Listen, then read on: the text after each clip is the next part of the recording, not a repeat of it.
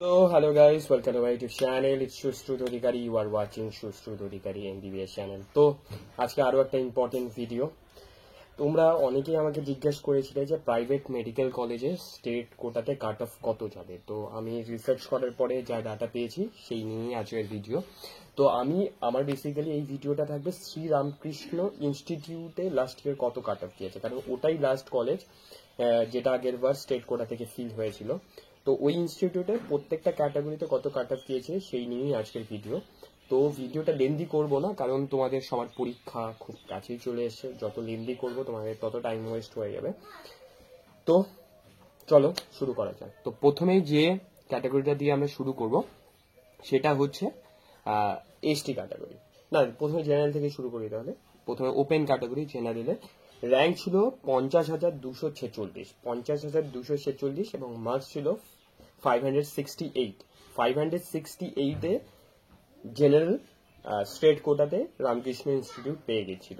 ঠিক আছে, তারপরে ক্যাটাগরি যেটা ইডাব্লিউ এর কাট অফটা অনেকটাই নিচে নেমে গেছে।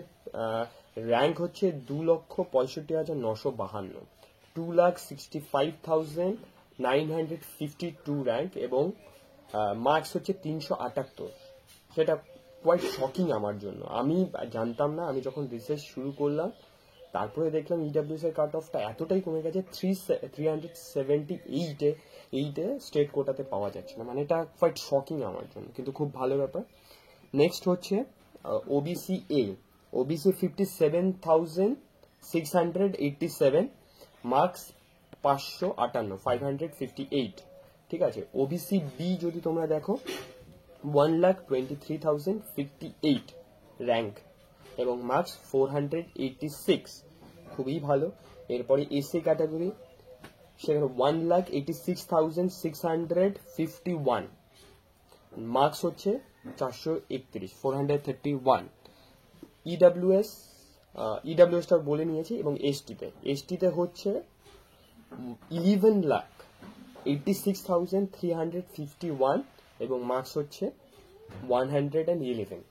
তো এটাই ছিল যে স্টেট কোটাতে শ্রী রামকৃষ্ণ ইনস্টিটিউটে কত কাট অফ গেছিল। কিন্তু এবার যেহেতু আরো মোটামুটি 8টা মেডিকেল কলেজ খুলতে চলেছে, 7টা প্রাইভেট মেডিকেল কলেজ, আমি স্টেট কোটার সিটটা অনেকটা বেড়ে যাচ্ছে প্রত্যেকটা 100টা মেডিকেল কলেজে।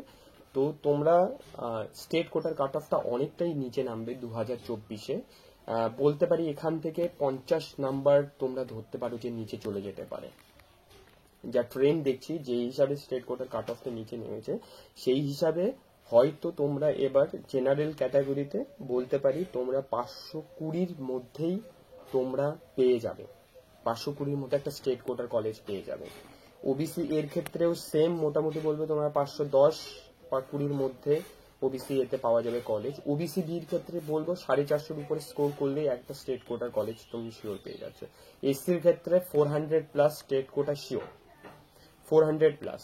ইডাব্লিউএস এর ক্ষেত্রে 378 আছে। আমি মোটামুটি এক্সপেক্ট করছি 340 থেকে 350 একটা স্টেট কোটার কলেজ পাওয়ার সম্ভাবনা খুব বেড়ে যাচ্ছে। এবং পরে যেটা এসটিতে 111 মার্কসে যেহেতু স্টেট কোটা পাওয়া গেছে, তোমরা মোটামুটি নিট কোয়ালিফাই করলে ভেবে নিতে পারো যে তোমরা যে কোনো স্টেট কোটার একটা কলেজ পেয়ে যাবে।